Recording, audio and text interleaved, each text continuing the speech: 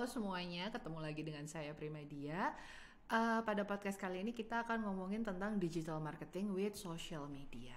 Sebenarnya ngomongin tentang social media sebagai brand nih, apa sih untungnya kita punya social media? Tentu saja yang pertama adalah kita bisa mendengar masukan ataupun komen dari customer secara langsung malah. Jadi ketika kita mau bikin produk baru nih gitu, ada customer kita yang komen di sosial media kita atau memberikan masukan, kita bisa langsung lihat nih, oh ternyata mereka butuh produk yang seperti ini ya. Atau ketika ada yang komplain waktu membeli barang, atau kok formulasinya beda sih, let's say ini tentang make up ya, formulasinya beda sih sama yang sebelumnya gitu. Nah kita bisa langsung tuh mendengar kritikan ataupun masukan dari customer kita. Yang kedua adalah access real time conversation. Access real time conversation ini gimana sih? Nge-live gitu, terus ngobrol bareng, ya itu juga benar. Namun lebih tepatnya, kalau kita punya sosial media, kita bisa bergabung dengan event yang terjadi pada saat itu. Contohnya, ketika waktu musim haji gitu kan, pada ngucapin selamat haji. Ketika tanggal 17-an Agustus, kita bisa bikin konten tentang 17-an. Ketika hari ibu, kita bisa bikin konten atau memberikan diskon kalau yang punya restoran tentang atau yang nongkrong sama ibunya gitu kan, atau bikin konten tentang hari ibu gitu, challenge bagaimana sih kalian sebagai anak memberikan atau mengungkapkan rasa sayang kalian sama ibu kalian. Lalu yang terakhir adalah establish credibility. Nah, sebagai sebuah brand, kredibilitas itu sangat penting sekali. Kenapa? Kredibilitas merupakan cerminan nama brand kita. Kalau kredibilitas kita jelek, ya akan tercermin langsung dalam sosial media kita. Contohnya nih, kita punya sosial media, terus kalau ada yang komen, ada yang nanggepin gitu, itu kita tanggepin balik, nggak kita ajak berantem atau kita komporin. Nah, kredibilitas kita naik kan. Bisa dilihat dari followers juga gitu. Itu bisa dilihat melalui sosial media. Nah, salah satu contoh sebuah brand di Indonesia yang mengenalkan produknya melalui digital sebelum brand ini punya outlet kayak sekarang, itu adalah Brodo. Pasti nih, pasti nih cowok-cowok kebanyakan tahu ya Brodo itu apa. Brodo itu merupakan brand sepatu lokal yang dari Indonesia yang dibuat karena di Indonesia ini kesulitan mencari ukuran sepatu yang besar, terutama untuk sepatu kulit. Nah, pada awalnya Brodo ini mulai berjualan lewat forum Kaskus dan melayani penjualan melalui BBM. Zaman dulu, zaman saya masih pakai BBM. Nah, kalau sekarang tuh kan udah banyak tuh outletnya. Dan Brodo ini konstan banget nih bikin brandnya, membangun image-nya. Dari awal dia jualan melalui forum Kaskus sampai sekarang punya toko, dia sangat memanfaatkan sosial media. Bisa dilihat dari jumlah followersnya yaitu sudah 1 million dan dia cuman following 110 orang.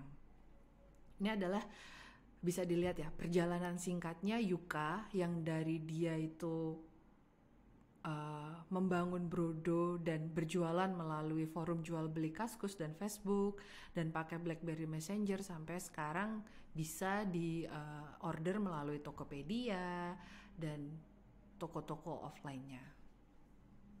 Nah, pada tahun 2022 ini adalah yang ada di layar kalian adalah landscape sosial media yang digunakan per September 2022.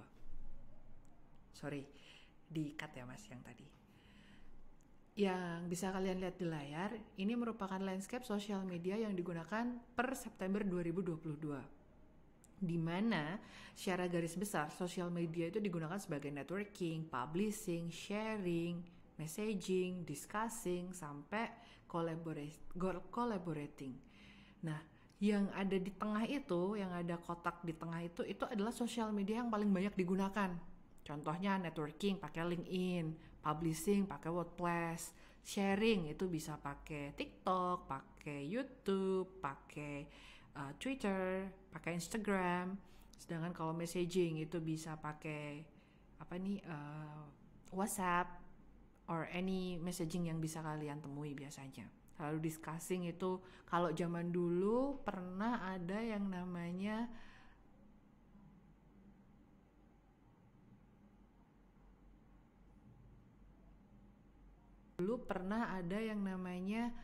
forum atau kayak Reddit. Kalau di luar negeri ya pakainya Reddit, kalau di Indonesia itu ya Kaskus, semacam kayak gitu-gitu. Sedangkan kalau collaborating itu paling gampang contohnya adalah yang kalian gunakan ketika nggak bisa datang kelas offline, yaitu Google Meet ataupun Zoom.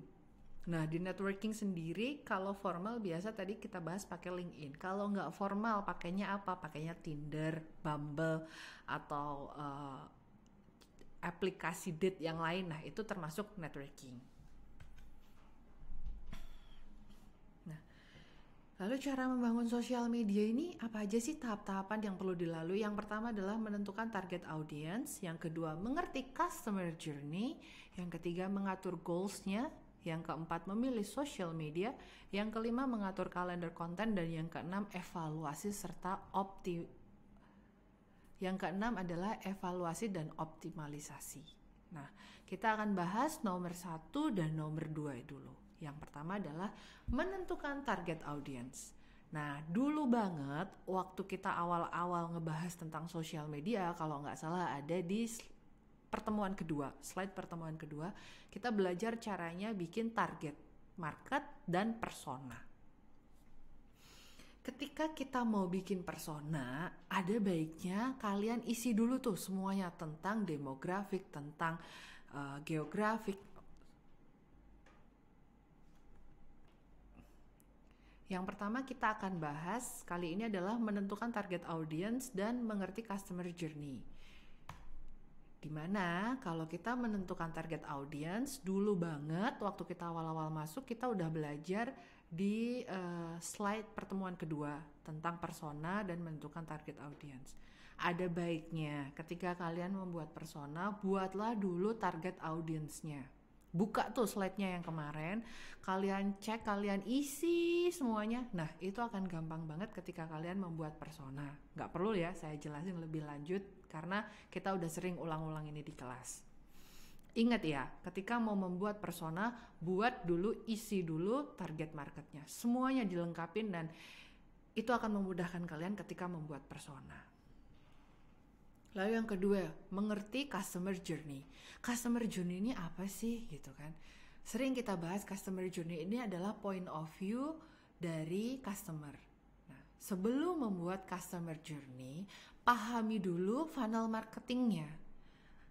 Strategi-strategi apa yang akan kalian keluarkan sebagai marketer itu sebagai funnel marketing. Sedangkan di customer journey adalah tanggapan kalian sebagai customer. Ketika nih contohnya di level awareness, saya pengen jualan kopi gitu kan. Saya punya coffee shop dan saya pengen jualan kopi. Awareness saya adalah kebetulan saya punya budget marketing yang banyak sekali gitu, 2 miliar let's say. Saya datengin BTS sebagai level awareness-nya. Saya bikin challenge untuk dance mengikuti BTS sambil bawa kopi saya gitu. Itu adalah awareness saya karena saya punya budget sekian dan saya akan ngeviralin itu via YouTube dan TikTok. Oke, lalu nih itu kan point of view-nya dari funnel marketing ya, atau point of view-nya dari marketer. Sekarang di customer journey level awareness-nya gimana? Saya sebagai customer, saya itu suka BTS, saya follow semua personilnya, dan saya melihat si BTS ini kerjasama dengan salah satu coffee shop di Solo, yaitu bikin challenge dance. Nanti yang menang akan meet and greet dengan BTS. Nah, secara nggak langsung saya sebenarnya cuma pengen meet and greet sama BTS, tapi saya jadi tahu tentang coffee tersebut dan saya beli produknya. Oke, jadi sekali lagi, ketika kalian ingin membuat customer journey, kalian ingin mengerti customer journey, kalian bikin dulu funnel marketingnya, strateginya itu gimana per stage yang lengkap, selengkap mungkin, baru kalian akan mengerti atau bisa membuat customer journey dengan baik dan benar. Oke, untuk next video kita akan ngomongin tentang Untuk next video kita akan ngomongin tentang cara mengatur goals dan memilih social media. Oke, ketemu lagi,